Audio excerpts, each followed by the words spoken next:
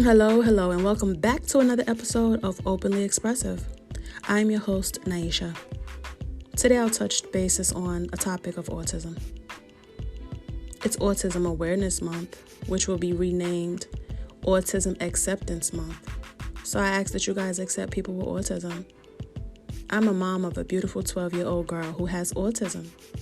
She was diagnosed with autism when she was 2. Now, this is my truth. I took my daughter to the doctor when she was 2 years old. Prior to that, she was seemingly quote-unquote normal.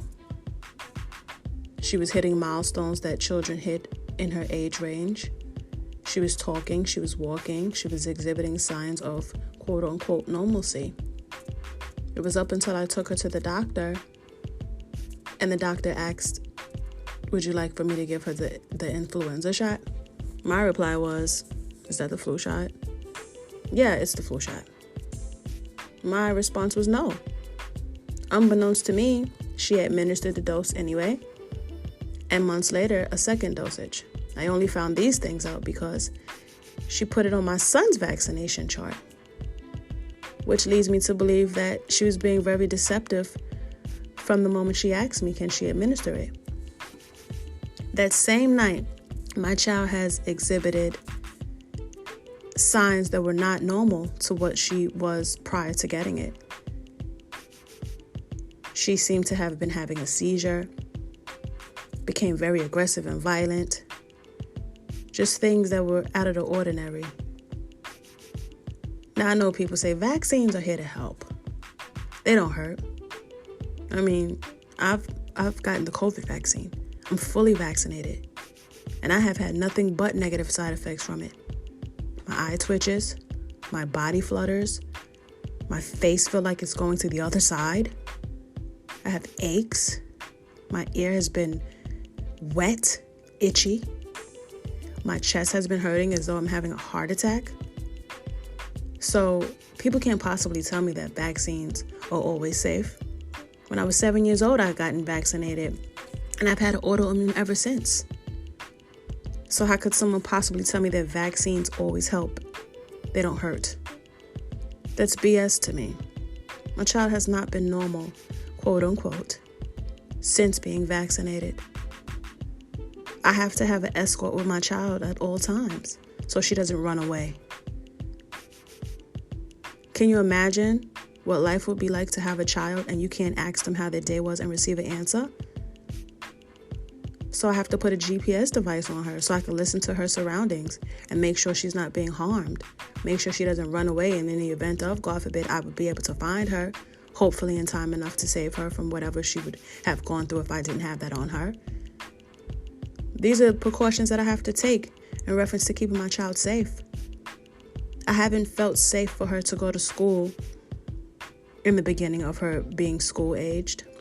So I homeschooled her for the first 3 years of school because I felt that how could she go to the bathroom by herself? How could she go to the lunchroom and pick up some food by herself and know what to do with it? These are things that I didn't think that it was okay for her to do by herself yet. Now, granted, she's okay now as far as being independent, so I felt more comfortable for her going to school. And that wasn't even up until I put that device on her, which enables me to listen to her surroundings. Because I can't ask my child if someone touched her, God forbid. That's another topic. There are people who touch children, which we know of. And I also was victim of that when I was a child, to be truthful. So I have trust issues.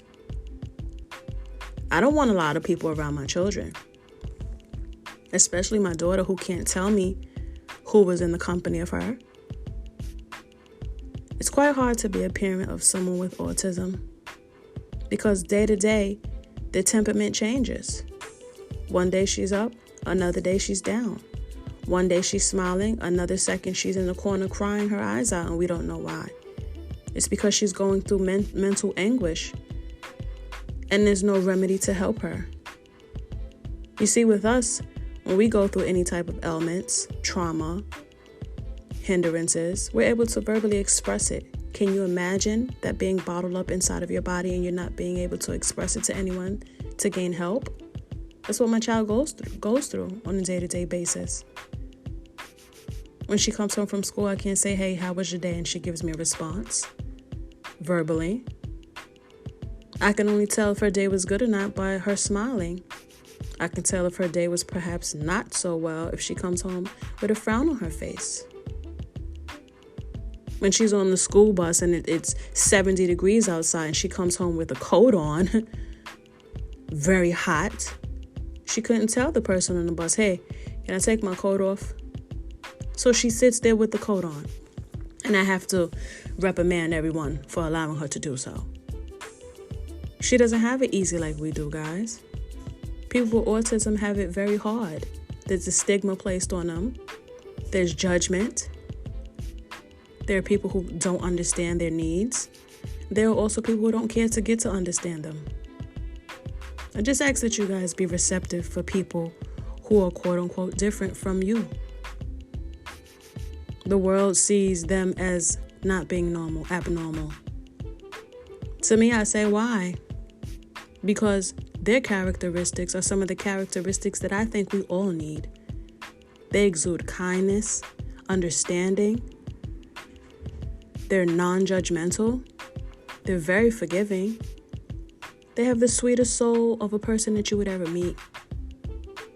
So quite frankly, I think that us quote-unquote normal people, we need to exhibit signs and characteristics of people with autism. Maybe the world would be better off. Maybe it wouldn't be so much crime and hatred. Because it would be nothing but love. My child walks up to people sometimes and just grabs their hand, rubs their faces, and she doesn't even know these people. I have to pull her back. I used to have to pull her back. I wouldn't say embarrassment, but it was a bit uncomfortable for me to have to explain and apologize. Now I'll just say, hey, she has autism, without any type of, negative feeling behind it, because I didn't want my child being judged. I just need people to understand that these are people who are just as normal and special as we are. They just live life differently. They need love and acceptance as we all do. We are able to express ourselves in any manner that we want to. When people with autism have trouble day to day just doing the simple daily task. We take for granted that we tie our own shoes. We take for granted that we're able to do our own hair. We take for granted of those things. My child speaks a little bit more now. I'm actually getting to hear her voice. She speaks sentences now from time to time. I would love for the times where she makes friends and have sleepovers and I'm eavesdropping in on her conversations as though parents would do when their teens are talking and you eavesdrop to make sure they're not getting into any mischief. I would love for those days to come. I would love for my daughter to have an attitude and express how she doesn't like something, and we might get into a little quarrel verbally. These are things that other parents don't allow and don't accept. I would actually embrace it. I mean, I would reprimand her, but I would embrace even that. I don't get to have those moments with my child.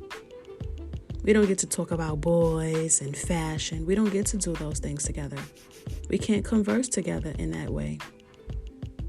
So I need you guys to take a moment to accept people who are different from us. I also need you guys to love them. That's what they need, love and acceptance. I need you guys to make other people aware that there are people who are different. Teach your children that there are people that are different and they are not to be made fun of. When we were children, if you see the yellow bus out here in New York City, we label people as the R word with that. I'm guilty of being that type of person when I was a child because I didn't know the severity of it. Now, me being a mom with a child with autism and me having family members with autism, I'm very aware that certain words can be hurtful and they are unacceptable. So now, even with my friends or whoever I'm interacting with, if they use the R word, oh no, I have to check you. As long as you're going to be in my life and in my presence, I need you to avoid that from your vocabulary, period. It's very offensive, and it's not allowed. I give a person one chance. You slip up, you're forgiven. You keep doing it, you got to go. Because you're not going to use that word around me. I have to be an advocate for my child and everyone else who suffers from autism, and I will do so every chance that I need to. I think that everyone needs to encounter a person with autism and see how brilliant and sweet they are. They have certain mannerisms. They're very precise in what they want. They're very organized. They have a set schedule on when they do certain things. They don't like that to be altered at all. In actuality, their personality is pretty perfect. They like perfection. I love some of the traits that my daughter exhibits. Just please, guys, be accepting to a person with autism and any other type of disability. They are people too. They are human. They require and need all of the things that we do, if not more, to maneuver through this day-to-day life. It's not as easy as we have it. We take for granted a lot of things that we are able to do. There are people who can't do that for themselves. So I ask you on this Autism Awareness Month to accept it. I thank you guys for listening to my story. I thank you for tuning in whenever you do. And keep listening, please, and supporting. Have a great, blessed, blissful day. Until I chat again. Bye, guys.